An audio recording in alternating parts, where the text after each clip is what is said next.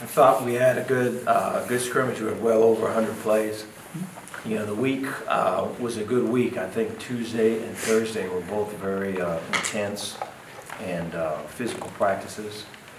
You could feel the back and forth with offense and defense, and I think there's confidence and you know, accountability that has grown on both sides. So it's good to see.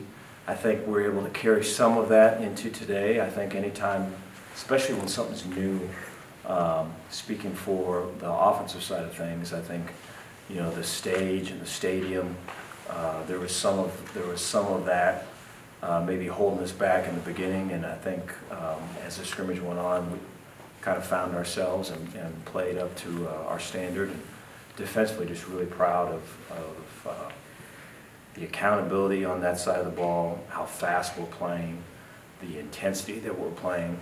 I think you know, the ceiling's really high on that side of it. I think we can continue to get better. We've got the leaders to do it. I'll take any questions you guys got. Yeah, Dave just mentioned the defense. A lot of those guys are veterans. Does that play a part into it, that they're just confident in what they can do? Yeah, I think we've got, yes, and then I think the scheme has been simplified. I think we know who we are, and so, you know, you look at last year and the Zooms and just, you know, not really kind of knowing who guys are and what's the best way to teach and how do they learn, and when adversity strikes, this is kind of what comes of it. And so having an idea of how all that is, how all that works, I think we're able to better connect. And then I think on the other side of it, not only are there veteran players, but they're football junkies, and so they're, you know, when you're installing something or you put something in, they're already seeing, you know, how this complements something else, or this is an answer to what we're seeing, or this is a change-up, or this is going to force teams to this, and so now, you know, our base becomes that much more useful. And so I think when guys are taking it to that level, and there's a few that are that way, and then to be able to get on the field and talk that out now in the language that we're using, you know, there's a high ceiling there. Abram Smith was playing some running back, going back and forth. Can you kind of explain what y'all are doing there? Yeah, we're looking for you know, downhill runners. We're looking for you know, that aggressive straight line path from the running backs, and I think, you know, Abrams had that experience in his past as a running back, and I think BYU's had, when Grimes was there, had a linebacker that transitioned into running back, and I think he ran for over 1,000 yards, you know, this past year. And so we're looking to find a guy that can be a physical downhill fall forward runner, and so I think Abrams challenging the guys that we got right now. You have a week left, obviously, the spring game. Is there anything in particular you must accomplish these next few days? I'd like to be able to play together as a team, and you know, to have it where it's team, unit, me, and so that, you know, I think that you know, when we're competing on both sides, that as a team we're getting better. And I think for the offense, when we're having success, right, that whatever positions on that side is being elevated, but then also is really pushing the defense to get better, right? And I think the same thing with defense. When the defense is having success, right, that side of the ball, that positions or competitions are being elevated, but the other side of the ball is challenged and gets better. And so I think the more that we can do that, compete when it is when it matters most in tough situations. You know, I think on Thursday with the weather, we were inside, we had the music playing, so it was a bit of a hot box, and it was a bit of there's some chaos going in there.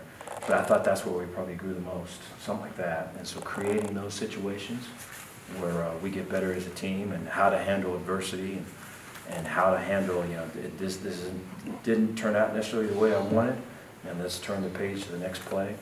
I think we can grow there, and I'd like to be able to get that done this next week. Dave, where do you see the quarterback competition right now? I think it's good. I think that position in particular has really pushed each other, and I think guys are celebrating with each other. I know, Ebner talked about that a couple of weeks ago. That continues to happen. I think guys study with each other. I'm impressed in seeing it, and I think, just today, Zeno moved the ball. I think the drop back passing game comes really easy to him. I think Gary has throughout the week had some big play shots. I think that part of the game comes easy to him. I think Blake is able to, when stuff's not there, I think you saw it today, create stuff that comes easy to him. And so I think you're working from that skill set, kind of completing a picture. And I think all of those guys are all in. And then Sean does a great job. I think Sean's a great builder of community. And, if a Kyron Drones maybe didn't get the amount of reps that maybe he wanted to because there's 3 other guys that are battling it out, right? Sean's able to lift them up and give him the looks that he needs. And so I feel really good about where that is.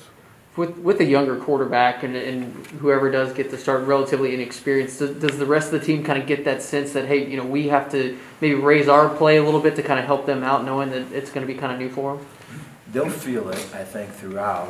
When each guy is in there, there's a different feel. Just standing in the back, you can feel the quarterback and just you can feel the different guys that are in there.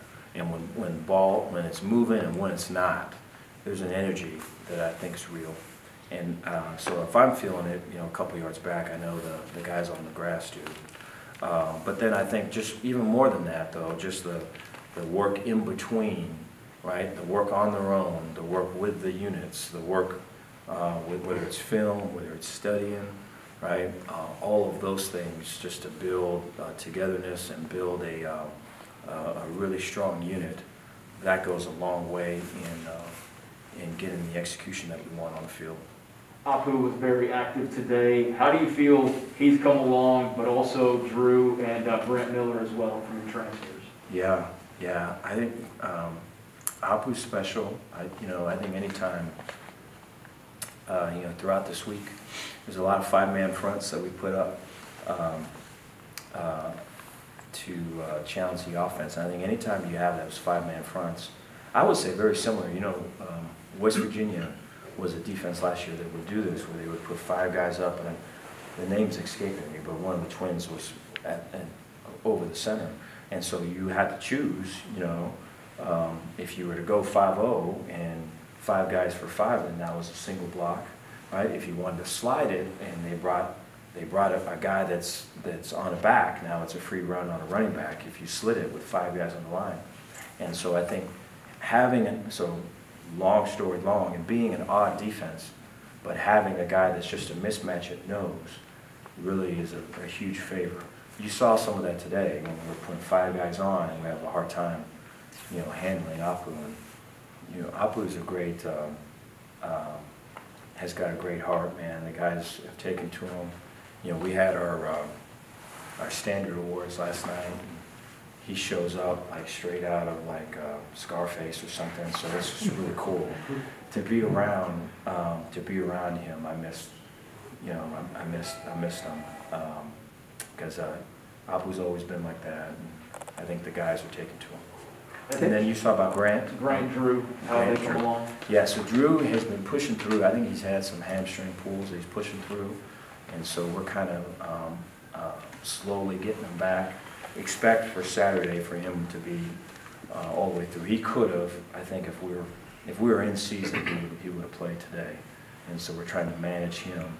And then Grant has been one of our stronger effort guys. I think his ability to process and his accountability in terms of what he's doing off the field and what he's bringing to practice, on a day-to-day, is very high. And so I know it means a lot to him. And he's challenging right now, so he's battling. Dave, you mentioned, I think last week, that you want both lines to be dominating, kind of leading the way. Are you seeing that? Is it going in that direction? Yeah, I think Apu helps. I think he has been a difference maker defensively, and I think there's an edge and an energy that he brings to that side of the ball. And I think so Thursday was probably our best day running the ball on offense. We really was able to move the ball up and down the field, and then really have that mentality that we're looking for on the offensive side of the ball, running the ball. And we're able to get to some of that. Just today, I think you guys saw some of that in the second half of the scrimmage. And so, that is a continual build. I think the guys know the expectation. I think they know the standard, and they all know full well what this league's about and what's coming. We talked about with the offensive staff that we get into the Big 12 play, we're going to see 9-man fronts, we're going to see safeties at 8 to 10 yards, right? We're going to see press corners. If you can run the ball, you're going to get the play-action pass game, but we have to be able to run the ball, and it all starts up front. And so I think all of that's understood, and we're working to what it's going to end up being. Dave, you've seen plenty of spring games during your coaching career, but missed one last year, first as a head coach. Taking stuff from those other spring games, what do you want to do? What do you hope to do Saturday? Want to be healthy. Want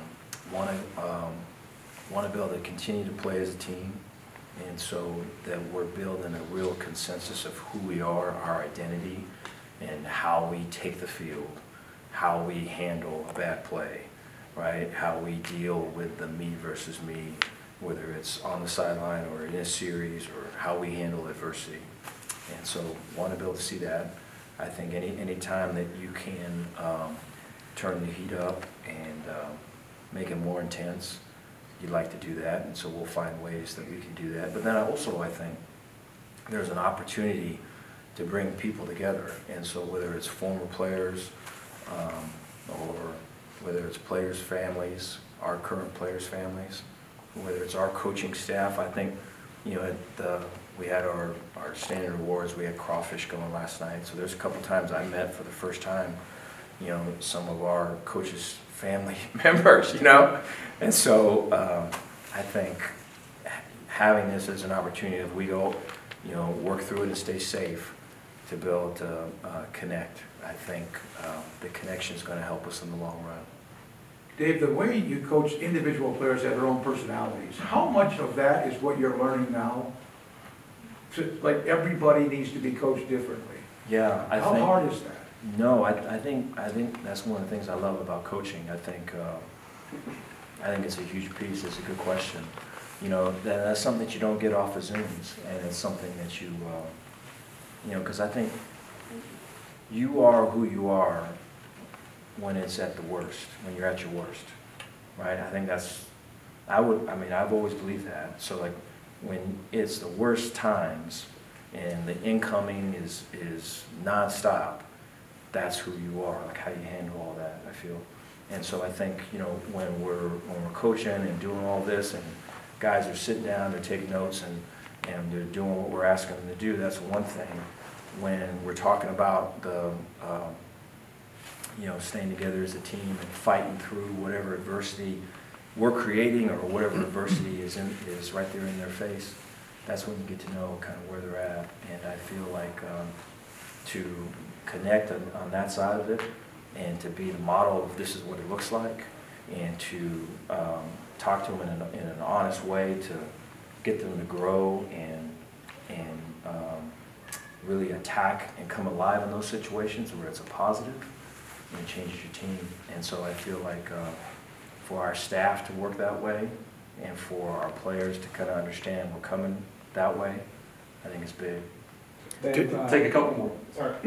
When y'all moved Matt Jones from Jack back inside, that kind of told me that you were really confident in the guys you have out there and an outside backer. And also you're confident enough in those inside guys that when y'all play those peso fronts with the two outside backers, that those two guys inside are going to hold up inside. Can you talk about the importance of, like you said, when you're playing those 5-man surfaces, those double eagle fronts, and of being able to hold up with those guys that you do have on the line of scrimmage, and then having some playmakers like Abram and eventually Terrell and then Dylan who are right behind him to kind of clean everything up. Yeah, really impressed with our D-line play. I think, Meatball's done a great job. I feel like the guys have been playing with hands. They've been playing with square bases. We're not crossing over. There was a fair amount of times last year when you would, defensively, if you just looked at numbers or maybe looked at the final score, you could argue that we played well or we played, somewhat consistent. But then you pop on the tape and it's hard to see where the gaps are, who has this, who has that. It just kind of looks like, carnage a little bit. And so things are just so much cleaner now. And you're talking about guys that are playing with hands and playing in a primary gap to a secondary gap and playing with extension and just, there was a time when teach tape was being used from other schools and now we're using teach tape from Baylor. And that's a really good sign. It's a credit to all those guys, And so you look at Rob Solon as a guy that's really just has been making plays consistently and playing technique. And so I think we've got guys that, well, maybe they would go outside of that, go outside of whatever was being asked, and now they're kind of in between the lines, playing with technique and making plays. And so we're really in a good spot there. But then I think, to your point, the more speed you can have on the field, so like Peso is really, it's a 2-4. And so you've got outside backers on either spot so they could rush or drop. And then you've got the 2 inside linebackers that could rush or drop. And so you're talking about creepers where it's 4-man rushes, right? And you have a bunch of flexibility. It's a 4-man odd front.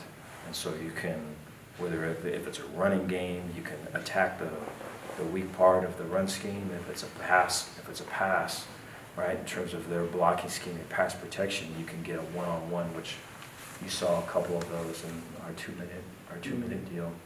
But I think for that Peso group to take the field, you're counting on those guys in the interior playing with technique. Because what people are going to do is try to run the ball versus that look. And so it starts with technique. Dave, what are you seeing from Aranda Johnson right now? Yeah, he's emerging. I think, you go back to last year, and I hate doing it, but just seeing people struggle and just see the worst in some folks. And you're able to see the good in some too, but for a lot of people, you kind of saw the worst. And I think to be in the spot now and just to see the, I don't know who guys really are, and see the good in them, it's just really cool. And I think, I think there's a couple guys in the Rondo's camp, but he's clearly one of the most improved guys. And so, there's a fair amount of guys that are in that spot right now, whether it's Taekwon, it's Connor Galvin, Micah Bakuza,